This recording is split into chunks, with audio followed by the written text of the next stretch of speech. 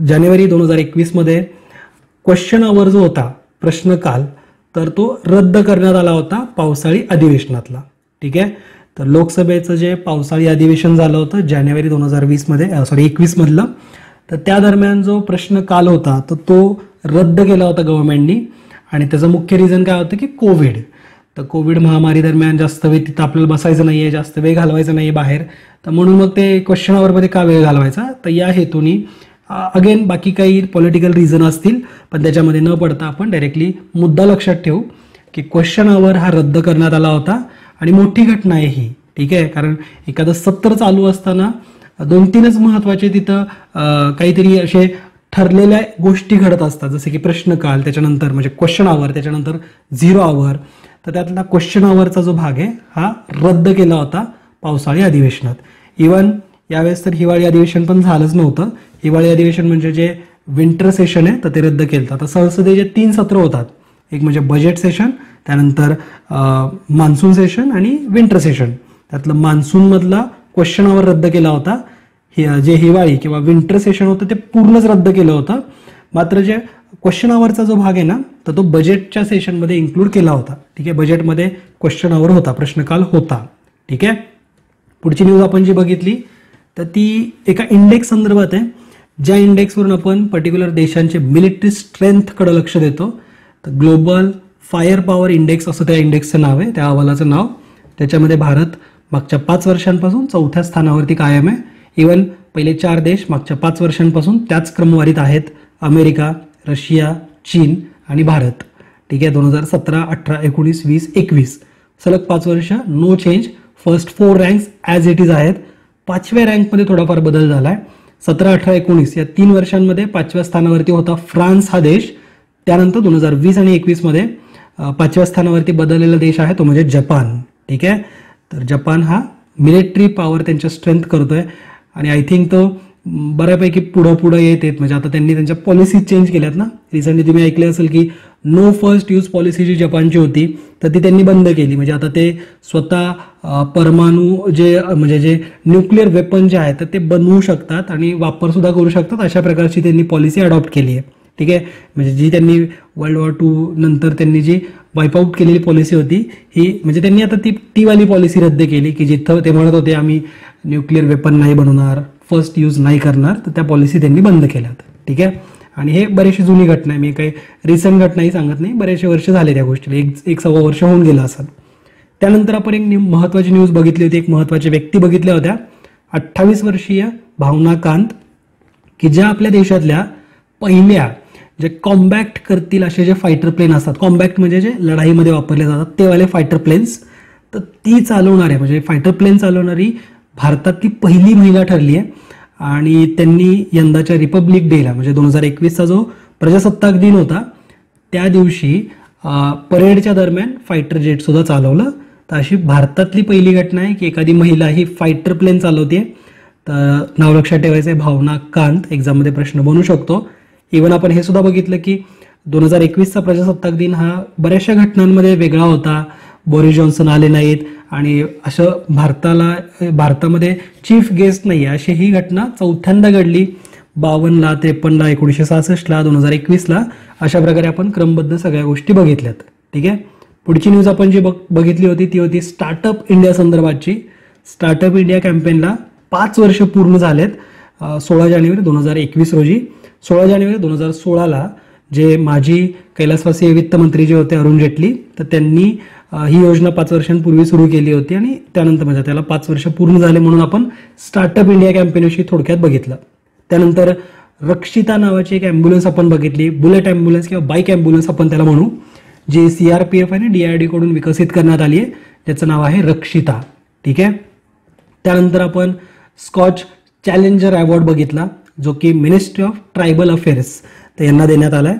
कशासाठी देण्यात आला की त्यांचा गव्हर्नन्समधलं जी ट्रान्सपरन्सी आहे त्याच्यातला बेस्ट परफॉर्मन्ससाठी म्हणून मिनिस्ट्री ऑफ ट्रायबल अफेअर्सला स्कॉच चॅलेंजर अवॉर्ड 2021चा मिळाला आहे. ठीक आहे. स्कॉच चॅलेंजर अवॉर्ड हा प्रसिद्ध आहे, एक प्रतिष्ठेचा असलेला अवॉर्ड आहे, तर तुम्ही लक्षात ठेवा. त्यानंतर आपण एक लम्फी डिसीज बघितला.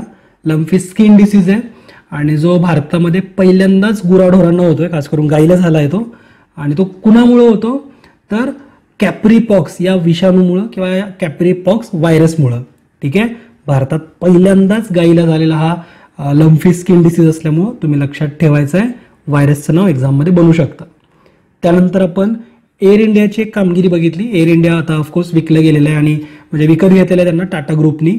आणि त्यापूर्वी जानेवारी 2021मध्येच एअर इंडियाच्या एका महिला क्रू मेंबर्सनी एक कामगिरी करून दाखवली होती. पूर्ण फ्लाईट ही महिलांकडून ऑपरेट होत होती. महिला सगळ्या म्हणजे महिला पायलट होत्या, इतर सगळ्या क्रू मेंबर्स सुद्धा महिला होत्या. आणि त्याच्यामध्ये आय थिंक अग्रवाल असं नाव आहे पायलटचं, पण मी विसरतोय. ठीक आहे, जोया अग्रवाल समथिंग, तुम्ही एकदा चेक करू शकता. तर त्यांच्या टीमनी काय केलं, सॅन फ्रान्सिस्कोपासून ते बेंगलुरूपर्यंत सरळ डिस्टन्स ट्रॅव्हल न करता 16,000 किलोमीटरचा प्रवास त्यांनी केला. आणि तो प्रवास हा नॉर्थ पोलवरून केला होता, जे की अगदी हाय अल्टिट्यूडचा आणि लॉंगेस्ट जर्नी होती ती. आणि जगातला असा एक विक्रम त्यांनी नोंदवला की सगळ्यात लॉंगेस्ट फ्लाईट सॅन फ्रान्सिस्कोपासून ते बेंगलुरूपर्यंत. ठीक आहे, त्यानंतर आपण एक मालगाडी बघितली, तिने सुद्धा एक विक्रम केला आहे, वासुकी नावाची ती मालगाडी. तर तिने विक्रम काय नोंदवला की सगळ्यात लांब आहे, भारतातली सगळ्यात लांब ठरली. 5 मालगाड्या जोडून ती बनवली आहे. साधारण तिची लांबी ही 3.5 किलोमीटरपर्यंत होती, म्हणजे तिची पूर्ण लेंथ 3.5 किलोमीटर लांबीची होती, जिने 7 तासांमध्ये 224 किलोमीटरचा प्रवास कंप्लीट केला, भिलाई ते कोरबापर्यंत. ठीक आहे, प्रवास किंवा स्टेशन्स लक्षात ठेवा, भिलाई ते कोरबा हा प्रवास 224 किलोमीटरचा 7 तासातच कंप्लीट केला आहे. आणि लेक्चरमध्ये मी सांगितलं की मालगाडी एखादा 7 तासामध्ये प्रवास कंप्लीट करते तर ती एक मोठी अचिव्हमेंट आहे. तुम्हाला थोडक्यात मी रेल ट्रान्सपोर्ट मॅनेजमेंटच्या डिप्लोमाबद्दल सुद्धा माहिती दिली आणि तुम्ही तो करू शकता, कारण म्हणजे एक चांगली गोष्ट आहे ती, काहीतरी नवीन शिकायला पण भेटणार आहे. रेल्वे सिग्नल्स रिलेटेड सुद्धा एक डिप्लोमा आहे, तो तुम्ही करू शकता. आणि मी तुम्हाला सांगितलं ना की मी 3-4 वर्षांपूर्वी तो करून घेतला होता, तर त्याचा फायदा कुठंतरी कधीतरी होईल आयुष्यात. ठीक आहे, तर तुम्ही आणि तो घरी बसून करू शकता ना, डिस्ट्रिक्ट लर्निंग प्रोग्राम आहे. थोडंसं गुगल करा या गोष्टी आणि आय थिंक 4-5 हजार रुपये मॅक्स खर्च येऊ शकतो आणि त्याच्यामध्ये तुम्हाला एक चांगलं डिप्लोमा सर्टिफिकेट पण मिळून जाईल. ठीक आहे, पण एक्झाम पास व्हावं लागतं त्यासाठी आणि बरेचसे जण नापास होतात. तर पुढची जी न्यूज आहे ती आपण राईस ATM विषयी जाणून घेतली होती. राईस ATM हे अन्नपूर्ती प्रोजेक्ट अंतर्गत सुरू करण्यात आलं. कुठं, तर बेंगलुरूमध्ये. आणि ते खास करून कुणासाठी आहे, तर ज्या BPL फॅमिलीज आहेत, बिलो पॉवर्टी लाईन फॅमिलीज, तर यांच्यासाठी खास राईस ATMची सुविधा अन्नपूर्ती या योजनेअंतर्गत सुरू करण्यात आली आहे. तर ते बेंगलोरमध्ये सक्सेसफुल झालं तर संपूर्ण देशामध्ये आपल्याला राईस ATM वगैरे दिसतील. त्यानंतर आपण देशामध्ये 2 महत्त्वाचे खनिज साठे सापडले ते बघितले, लिथियम आणि व्हॅनेडियम. लिथियमचा वापर तर तुम्हाला माहिती आहे, लिथियम आयन बॅटरीज ऐकून असाल तुम्ही, जे इलेक्ट्रिक व्हेकल्समध्ये यूज होणार आहेत, म्हणजे होत आहेत. आणि व्हॅनेडियम जे आहे, तर व्हॅनेडियम खनिज कशासाठी वापरलं जातं, तर एक आयर्न आणि स्टील इंडस्ट्रीज जे असतात त्याच्यामध्ये अलॉय म्हणून ह्याचा वापर केला जातो. तर दोन्ही युजफुल अगदी खनिज आहेत आणि त्यांचे मुबलक साठे सापडले आपल्या देशामध्ये. मंड्या, जे की कर्नाटकमधलं एक ठिकाण आहे, ज्या ठिकाणी 1600 टनांचा लिथियमचे साठे आपल्याला सापडलेत आणि अरुणाचल प्रदेशमध्ये व्हॅनेडियमचे साठे सापडलेत. ठीक आहे, तर लक्षात ठेवा, ठिकाणं पण लक्षात ठेवायचे आहेत आणि धातूंची नावं.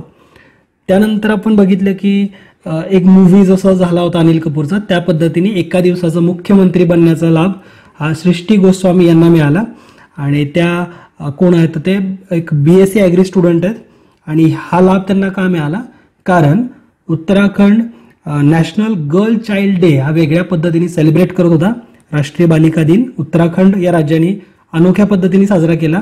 एका मुलीला म्हणजे सृष्टी गोस्वामी यांना एका दिवसासाठी मुख्यमंत्री बनवलं होतं.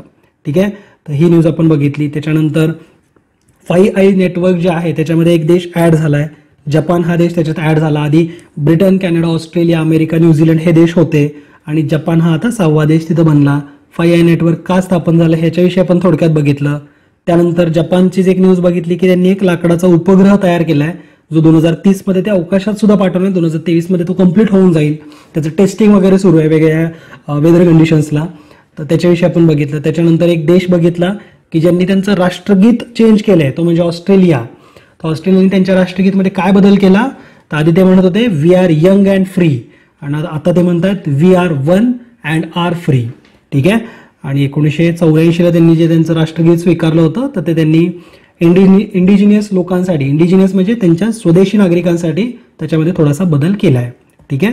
पुढे आपण मैत्री सेतू हा एक ब्रिज बघितला की जो फेनी रिव्हरवरती आहे आणि तो 2 देशांना जोडतो, एक म्हणजे बांगलादेश, दुसरा म्हणजे भारत. बांगलादेशच्या रामगडपासून ते त्रिपुरापर्यंत हा जोडणारा ब्रिज आहे. तर त्याचं नाव आपण बघितलं म्हणजे मैत्री सेतू. तर एक्झाममध्ये विचारलं जाईल. ठीक आहे.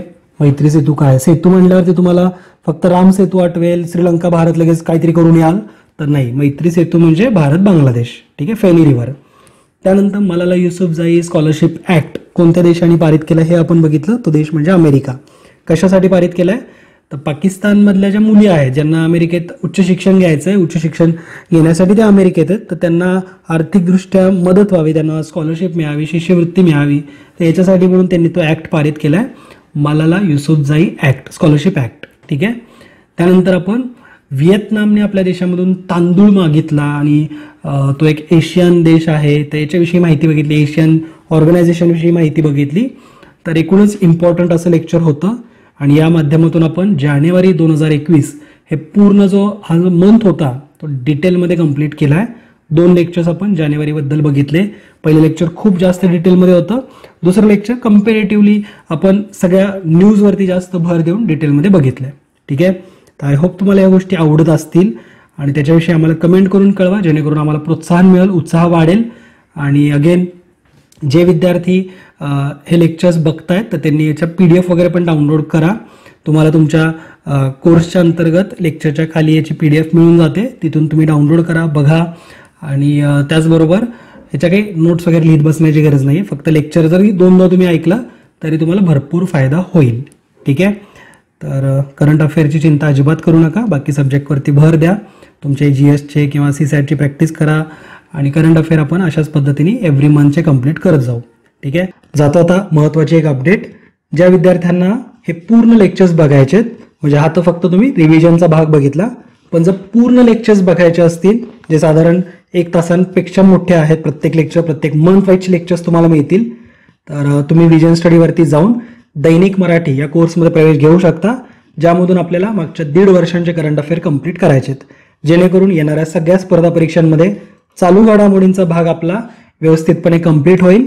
चालू घडामोडींसाठी आपल्याला इतरस्त कुठेही भटकत राहण्याची गरज पडणार नाही. तर भेटूत लेक्चर्सच्या माध्यमातून. जय हिंद, जय महाराष्ट्र. धन्यवाद.